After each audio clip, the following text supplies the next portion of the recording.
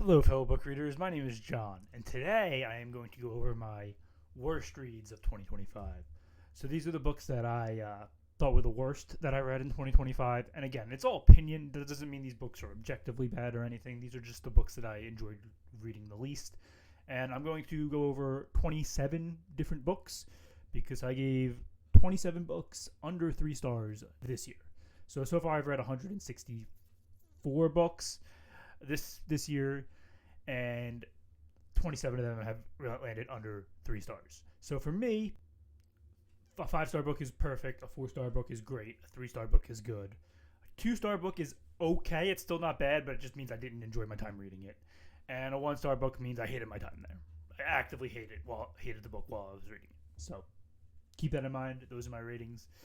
And we are going to start by going over all the 2.5-star books. Let's start with The Invisible Life of Addie, LaRue. This book was like a 4-star read for me through the entirety of the book. I was enjoying myself so much reading this book. This is one of the only books that I've read this year that the end soured me on the experience. I did not like the end of this book at all. I actively hated the end of this book, and I was so sad when I read it. The end of this book is very Stockholm Syndrome-y, and it just gave me the ick. Like I did not like that at all. I would probably call it my biggest disappointment of the year, just because of how much I was enjoying 90% of this book. Like, I love this book. Now, I say that to say, if you're going to read a V. Schwab book, don't look for a happy ending. That's not what she's there for. She does not really write happy endings. But this book, just the Stockholm Syndrome-ness of the end, really grossed me out. Okay, and then next up, that also got another book that got 2.5 stars would be The Winter King by Bernard Cornwell. I gave this book. I love this series. I love the Warlord Chronicles. The books 2 and 3 are great, and I love them a lot. Book 1, I love like the last 20% of book 1. The last 20% of book 1 rules. It's so great. My only problem with this book is it has just severe pacing issues. I really thought the first 80% of this book dragged, and it wasn't because they were bad. It's just the pacing was way off for me, and for that, I gave it 2.5 stars because it felt like a chore every time I had to pick it up to read the first 80% of this book. Okay, next up is Dragonflight by McCaffrey. Again, I gave this one 2.5 stars. The things I liked about this book was I liked that the inspiration that it has for other series, particularly A Song of Ice and Fire. You can just tell that George got his Night's Watch kind of off the weir of the Anne McCaffrey Dragon Riders of Pern series. Like this series has inspired so much in the dragon fantasy world that you have to give it props for that. But it is very old-fashioned, and some of the theming is just very outdated, and some of the prose is just hard to read, a bit dry. And while I liked book 2, and I thought book 2 was a good book, book 1 felt like 2 different novellas stitched together, and that's exactly what it is. So it just didn't work for me so much. It was just okay. Okay, let's get on to 2 more that 2.5-star books that come from a series that I love. But these 2 books in particular, I really struggled with, although I do think one of them will read a lot better on a reread. And that is, I'm going to talk about both of them, so I'm just going to say both of them right now. That is Eye of the World by Robert Jordan and The Crossroads of Twilight by Robert Jordan. Eye of the World is the first book in the Wheel of Time series. It's just too long. It's too long a book, and there's really no plot. The plot is very directionless for most of the book. I would say like 75% of the book. They don't even like mention the Eye of the World until like very, very far into the book. It's just a lot of going from town to town to town to town and meeting a dark friend and then running away. That's pretty much the majority of the book. And the character work in there, while I love these characters and they're some of my all-time favorites, in book 1, a lot of them are like very annoying, especially Matt and Rand, who you are in their perspective for most of the book. So yeah, I really struggle with Eye of the World.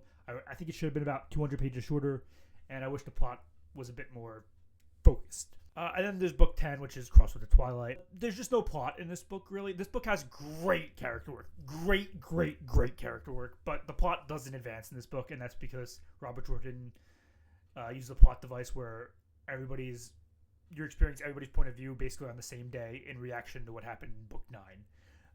Which is the cleansing of the source. So yeah, this book really struggles to move the plot along, and it's generally considered most people's least favorite. I don't hate this book. I actually think it's okay, and I really enjoy the character work in here, but I can't give it better than 2.5 stars because there's just no plot, really. I do think on a reread, Eye of the World is going to read a lot better, though. Okay, next up is A Wizard of Earthsea by Ursula K. Le Guin.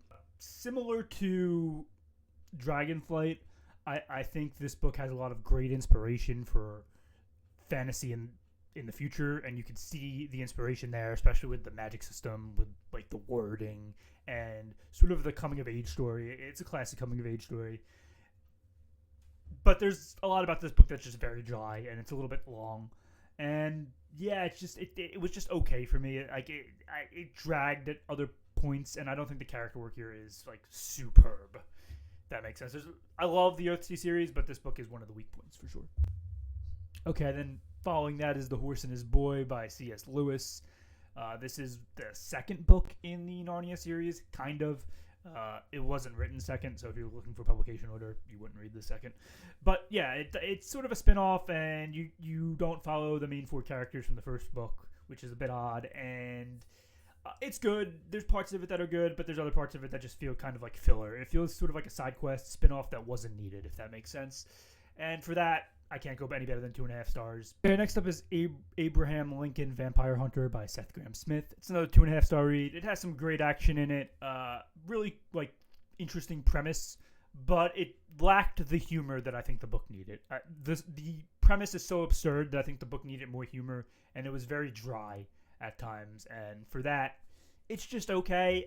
And again, I do think the framing device he uses, where we're actually reading this stuff in the present day through journals, I don't think works as well as he wanted it to. I kind of wish we just had the story from the perspective in the past the entire time.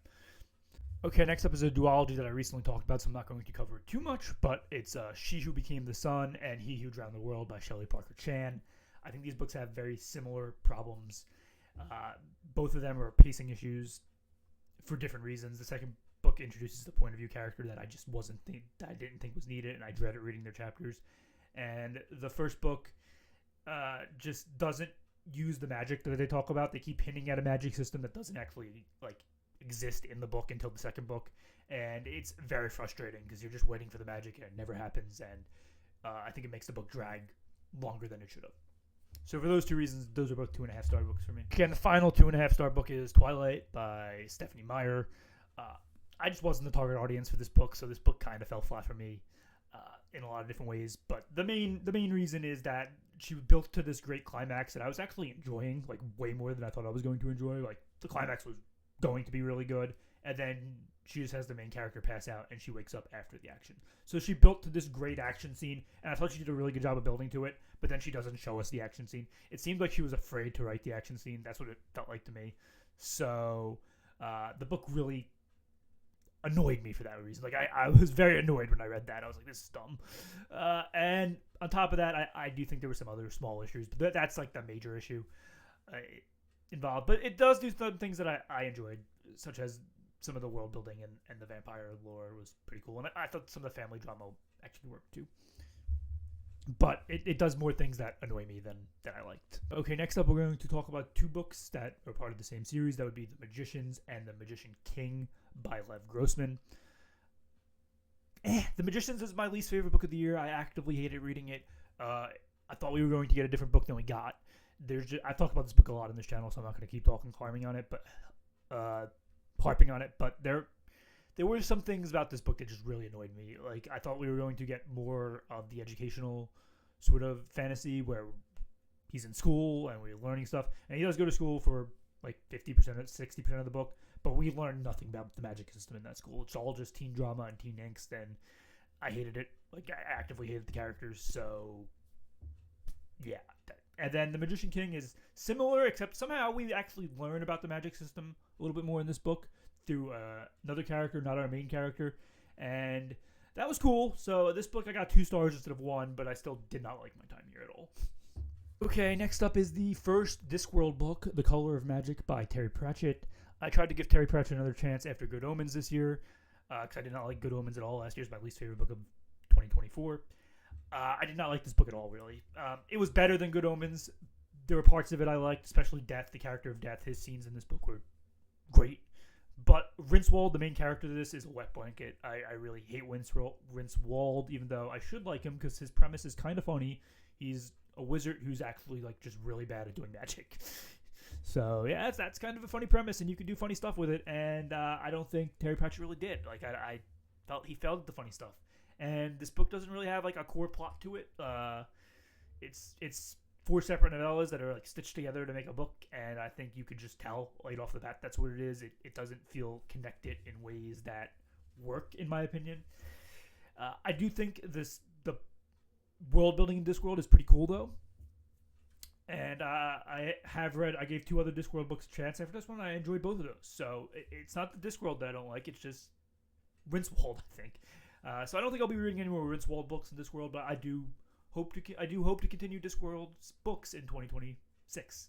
Okay, and another book that's a 2-star read is The Burning God by R.F. Kuang. Originally, I gave this book 2.5 stars, but the farther I get away from it, the worse I like it.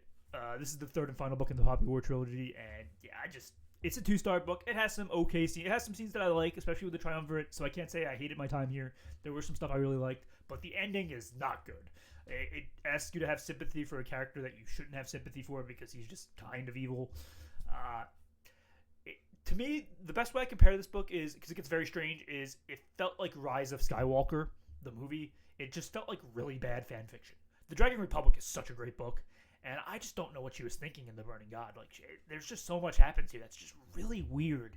Like, it was too weird, and it didn't feel like that's what she was going to do. And we were waiting for books for the Triumvirate to be revealed or come together again, and they're barely there. They come together, and those scenes are great, but it's only like 50 or so pages, and it's disappointing. Just a very disappointing book. I'm just really disappointed in this book, because I enjoy the trilogy as a whole, but the last book is not good. And next up is The Look of a King by Tom Dumbrell. This is the first book in the Pillars of Peace trilogy. This is his first ever published book, and you could tell. Like, it just suffers from some first published book syndrome. It felt very dry, and you could tell he hadn't honed, well, I shouldn't say honed, he hadn't mastered what he was trying to write yet, like his voice, because the voice just did not feel like very authentic, and that really bothers me in a book when the voice doesn't feel like super authentic. I thought the concept of this book was actually really good, about, this person who's taking over for his brother as king because everybody thinks he's his brother because he looks just like his brother. I thought that was like a really good concept, and I like some of the world building here, but the plot overall just felt a little bit not unstructured, just flat because of the voices of the characters and some of the pacing issues that can happen when you're writing your first book. So it's not the author's fault, and I thought the second book was a lot better than the first, but the first one, just a 2-star read for me. I kind of did not like much about this book at all. Okay, the next up is another book I talked about on this channel a bunch. That is The Kingdom of Gods by N.K. Jemisin. It's part of our Inheritance trilogy. It's one of my favorite trilogies I've ever read. The first 2 books are near perfect, but the 3rd book is just not good. We are in the point of view of a child god, and he's the god of mischief. So yeah, he's just kind of mean and cruel, and this book is longer than the other 2 books. It's like 700 pages or so. It's just not paced very well because the sole point of view character is just this mean child god, and he's supposed to be funny, but he's not as funny as I think the author intended for him to be. The plot gets very convoluted, but it does have a really good climax and a very good conclusion to the series. Just getting there is a very big chore, and yeah, I actively hated the point of view character, and you're stuck in his head for 700 pages. So it's rough. It's a rough time. And next up, we'll talk about 2 books, part of the same series. That would be The Silver Chair and The Last Battle by C.S. Lewis. This is the 6th and 7th book of the Chronicles of Narnia series. Yeah, I don't really like either of these 2 books. The Silver Chair, to me, is less offensive. It's just very boring. The characters are boring. They're both 2 like new characters. They're both very boring. The side character is not as fun, and the plot is very predictable and just meh. The climax is fine, but it's just a fine book at best. Nothing about this book did I enjoy actively reading. So that's Silver Chair. The Last Battle, this book actively made me mad. I just don't know what he was thinking. The character assassination of Susan, I understand what he was trying to do, but it was unneeded, unnecessary, and didn't represent the Susan that we knew from the previous books. I actively hated it.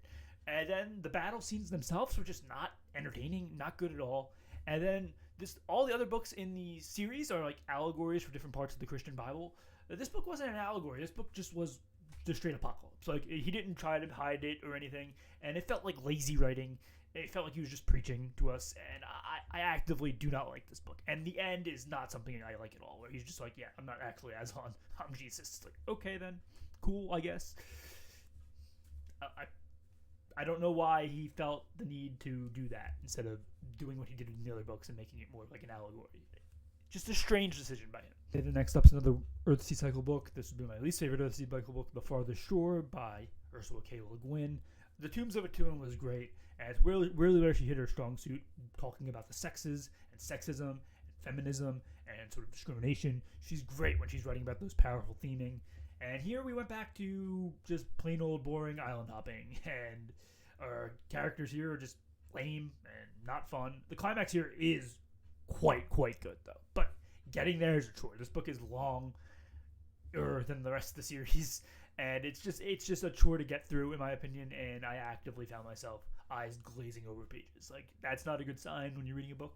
So the best I can give this book is 2 stars, and it should probably get 1, but the climax again is just very good. But the rest of the book, nope.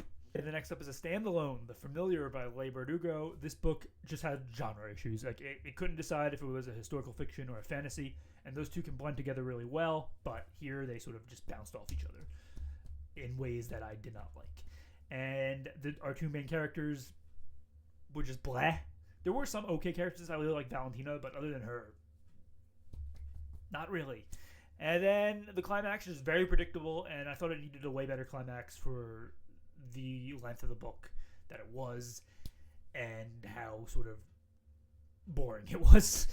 So yeah, I love Leigh Bardugo as an author. The Grishaverse is amazing. I'm going to continue reading Leigh Bardugo books, but this one wasn't it. And while we're talking about books that have genre issues, let's talk about the next one on the list.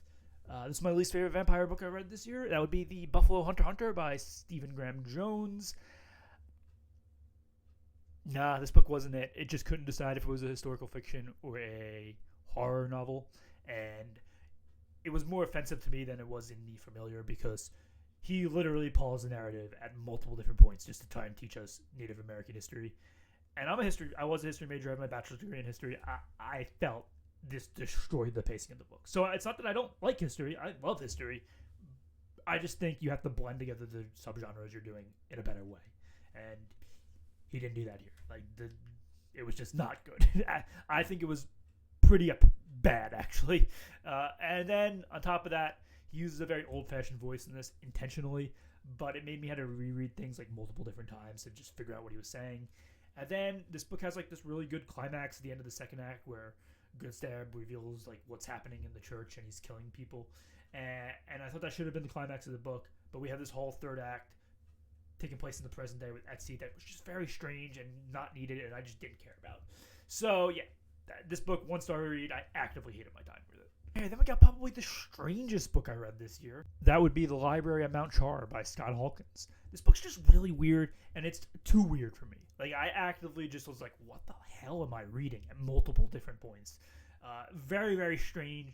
I like some of the world building with the gods and stuff. That was cool, but it just got too weird, too strange, and I don't think it made up for the strangeness in ways that I enjoyed. Like, the action wasn't that great. The climax was fine, whatever, but just fine at best. Just actively did not like reading this book. I gave it 2 stars because it was unique. Like, he did some unique things and he had some unique ideas, but it felt sort of jumbled together and not for me. And then after that, we got the novella I Have Never Known Men by Jacqueline Hartman. Now, I thought this was a fantasy going into it. It turns out this is just a pure science fiction. So that probably hindered my enjoyment of the book a bit. But for me, it's just a 2-star read because the book just asks you questions and doesn't even really give you hints at the answers. So I ended the book and I still don't. It's like, I don't know what happened. Are they on Earth? Are they not? Why were they in prison? Why weren't they? Beats me. I couldn't tell you. The book doesn't even give you hints to know why. After they escape their cell, the prison, the book just sort of meanders for the next like 100 pages until the end, and it's just like, why? Like, what was even the point of this? Like, I don't understand the point of it. Now, the first act in the prison, that part was cool. It wasn't exciting or really that interesting to read, but it was a cool concept, and I thought it could have worked if we got like better answers in the second half, and we just don't. So it's just like, seems like pointless to read it. And everybody on BookTube seems to love this, but I did it. I did not like it that much. 2 stars because I do think the pacing is pretty good. It's a short book. I have to give it props on the pacing, and I do think asks interesting questions. I just wish it gave you hints of answers to some of them. Yeah, then next up is That Way Lies Camelot by Janny Wurts. This is her short story collection. She says something in the introduction to this. She's like, I didn't even know I had enough short stories to make a collection. I've always considered myself a long fiction writer. It's like, yeah, I agree. You are definitely a long fiction writer. She tries to just shove too much into the short stories, and to me it backfires because there's just not enough pages to convey the actual story then with the character work, because she's trying to do too much in too little space. That's how I read some of her short stories. Now, I didn't give this 1 star because there were some short stories in here that I liked, specifically the one with the tree, and some of the ones with the elf tribe were interesting. Not all of them, though. But then there were these sci-fi stories in there, and I think she's a much better fantasy writer than she is a sci-fi writer, because the sci-fi short stories did absolutely nothing for me. And then she kept going back to this elf tribe for short stories like way too many times. I think there was like 5 of them, and I think the first 2 were pretty good, but the last 3 were just like, no, I don't need any more of these characters. I'm done. If you want to write these characters and more, write them in a book. So yeah, I just think she's more suited for long fiction. I'm still a Janny Wurts fan. I read one of her standalone this year, and she just writes great, like, epic fantasy prose. But her short fiction just isn't for me. And then last up is another 1-star read for me, a book I actively hated, and I just finished it. It's another short story collection. That would be Neil Gaiman's Smoke and Mirrors. I just don't know who this short story collection is for. It's not really for fantasy fans. There's not a lot of fantasy here stuff that's in here, and the fantasy that is in here is very interesting. It's not really for science fiction fans. There really isn't any science fiction here, and the stuff that touches on science fiction just isn't very interesting. It's not really for horror fans. There isn't really much horror in here. There's some, but it's not good.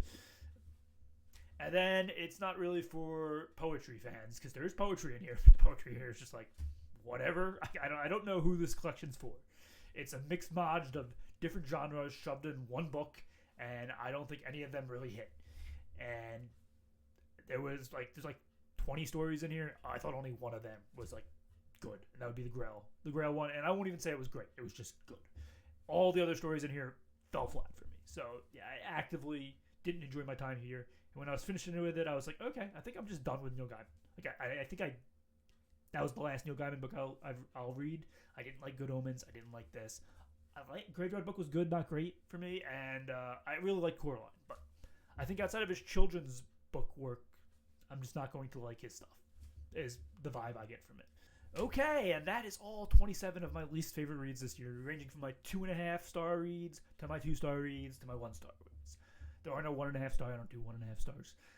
So yeah, that's what I thought. Let me know down below what your least favorite books are. Let me know if you disagree with any of mine, because I'm sure you do. I know there's plenty of people that love Eye of the World, and I love Wheel of Time. It's my 4th favorite series of all time. That book fell a little flat for me. But yeah, that's it, and I will be doing another video this week, later in the week. Thanks for watching.